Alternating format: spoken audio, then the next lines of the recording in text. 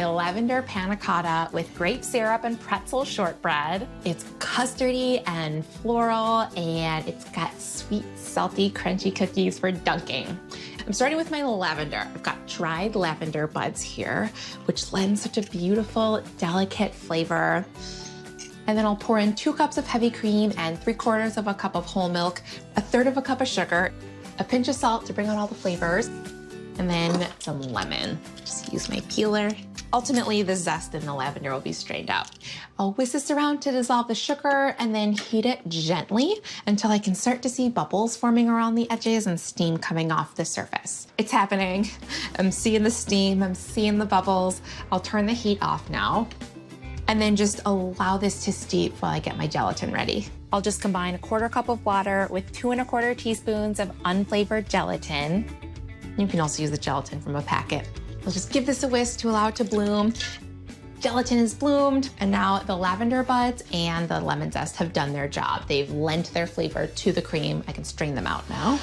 If your cream has cooled during the time when it's steeping, you do want to reheat it before adding it to the gelatin. You want the liquid to be hot when it combines with the gelatin so that I can actually melt the gelatin. Strain this right on through. Oh, it smells so good. I'll give this a quick whisk. Make sure that gelatin gets evenly distributed. I'll grab my serving glasses. Just have these cute little cups here. Just dividing the cream evenly. Perfect. I'll let these set in the fridge for 4 hours. You could also go overnight and top with grape syrup. Wow, that is one easy peasy, fancy schmancy dessert. To give our sweet dessert a salty spin, I am making my pretzel shortbread. Starting with my pretzels, I've weighed these. These are 240 grams of pretzels. I like to weigh them just because depending on what shape of pretzel you have, they might measure out differently in measuring cups. And 2/3 of a cup of sugar. I'll process this until it's very finely ground. I'm essentially making pretzel flour. This looks great.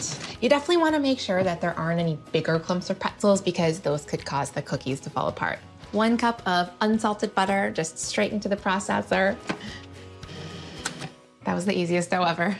I'll scrape this down onto a piece of parchment and then shape into a long, skinny log, like a big, sweet pretzel salami. I'll use my bench scraper to press the parchment. This helps even out the dough and round it. I'll wrap this up. I'll chill this for an hour, slice and bake at 350 degrees for 20 minutes until they're crisp. I can't wait. It smells heavenly in here. Let me get the shortbread out. The salt makes them look a little sparkly. I'll let these cool while I plate up my panna cotta.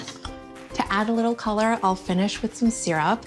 This is just grape jelly with some water, lemon juice, and a pinch of salt. I just cooked it until it dissolved. And just a very thin layer at that touch of elegance. I'll nestle the shortbread right next to it. It almost looks like a fancy cookies and milk situation. These little guys are dressed to impress.